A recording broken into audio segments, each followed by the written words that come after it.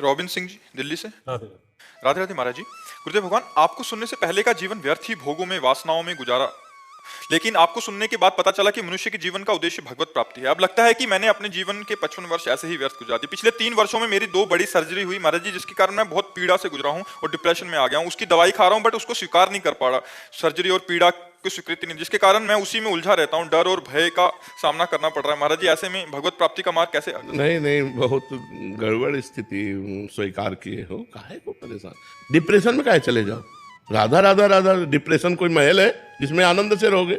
चिंता, शोक, भय, ये सब डिप्रेशन में काहे को व्यर्थ का चिंतन करते हो? राधा राधा राधा राधा राधा, जो होना था वो हो गया, जो होना होगा होगा। मंगल में भगवान है, मेरा स्वरूप अविनाशी है, शरीर नाशवान है, चिंता क्या करनी, मस्त रहो। लेकिन मस्ती कोई लेना ही नहीं चाहता है। अब बैठे बैठे बैठे, अरे उस समय राधा राधा रटो, नाम जप करो, अभी ठीक हो जाओगे। डिप्रेशन की दवाई है भगवान का चिंतन करना। आप मान लो, हरि स्मृति सर्व विपद विमोक्षणम, भगवान की याद समस्त विपत्तियों से बचा लेती है। दवाइयाँ खाते रहोगे, कमजोर होते जाओगे। उनके साइड इफेक्ट भी हैं, ऐसा नहीं है।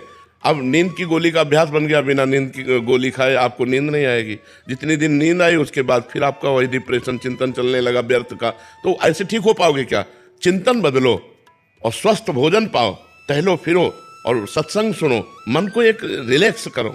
मन को बार बार इतना चिंतन किए हुए हो कि वो डिप्रेशन में जा रहा है, चिंतन करो भगवान का। काहे को व्यर्थ चिंतन करते हो? जो हो गया उसका क्या चिंतन? हर कष्ट सहते हुए मस्त रहने का उपाय है राधा राधा राधा राधा। काहे को चिंता करते हो? जब मरना है तभी मरोगे, जो होना है उसे रोक सकते नहीं, तो क्या चिंतन करे? राधा राधा राधा, हे भगवान मैं तुम्हारी शरण में हूँ, क्या परेशान? हे भगवान ठीक कर दो, ऐसा भी नहीं सोचा? ठीक तो नहीं करेंगे, क्योंकि पाप कर्म किया हमें भोगना पड़ेगा। अगर ठीक करते तो तुम 10-5 माला जपते हो, हम बचपन से बाबा जी हैं, बड़े बड़े सिद्धों के नहीं ठीक करते। रामकृष्ण परमहंस जी के गले में कैंसर था, हनुमान प्रसाद पोद्दार भाई जी के उदर में कैंसर था, स्वामी राम सुखदास जी के ब्रह्मरंध्र में कैंसर था।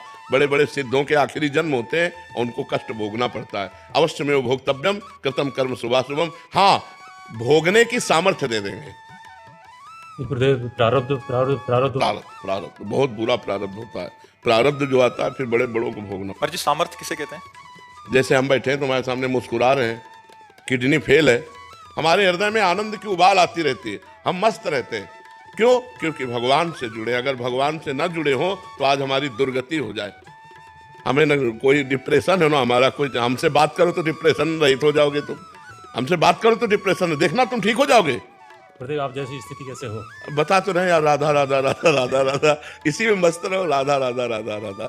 प्रभु का नाम जप करने से और प्रभु के भरोसे से बहुत आनंद रहता है। अब तुम लोग परेशान हो भगवान से विमुख होकर के अपने अहंकार के कारण। अगर भगवान की शरण में हो जाओ तो नमक रोटी में भी संतोष होने पर आनंद होता है। अगर संतोष है तो नमक रोटी खा के भी आप आनंदित हो, और संतोष नहीं तो रबड़ी पी के भी आप डिप्रेशन में पहुंच जाओगे। आजकल लोगों का मानना है धन आना चाहिए।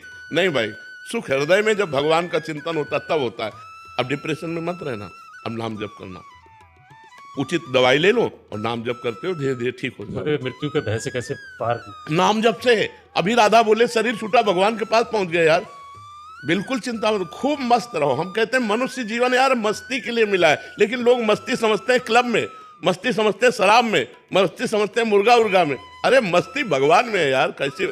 हम ये आपको बताना चाहते हैं कि मांस में शक्ति नहीं है खाने से, ये गंदे आहार में शक्ति नहीं है। सात्विक आहार खाओ, भजन करो, आध्यात्मिक बनो, बलवान हो जाओगे।